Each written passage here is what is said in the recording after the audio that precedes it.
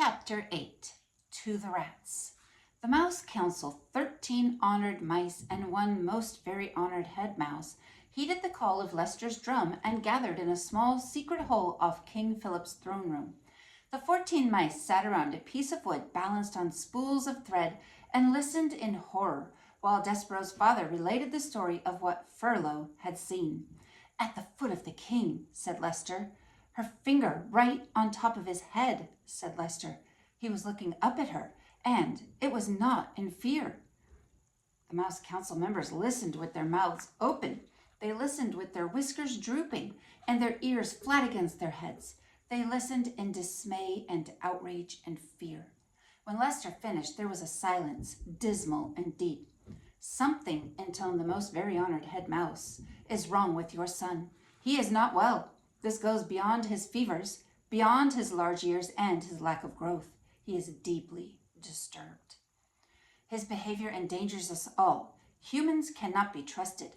We know this to be an indisputable fact. A mouse who consorts with humans, a mouse who would sit at the foot of a man, a mouse who would allow a human to touch him." And here the entire Mouse Council indulged in a collective shiver of disgust. "Cannot be trusted. That is the way of the world, our world. Fellow mice, it is my most fervent hope that Despereaux has not spoken to these humans.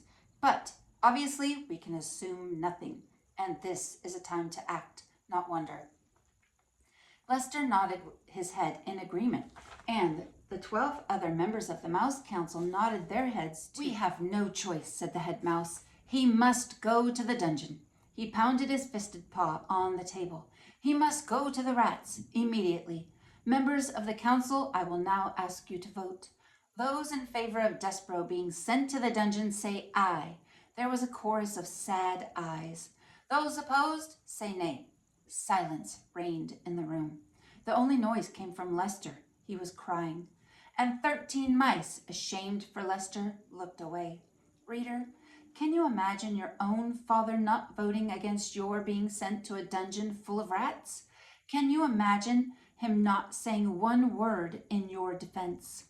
Despereaux's father wept, and the most very honored head mouse beat his paw against the table again and said, "Despereaux Tilling will appear before the mouse community.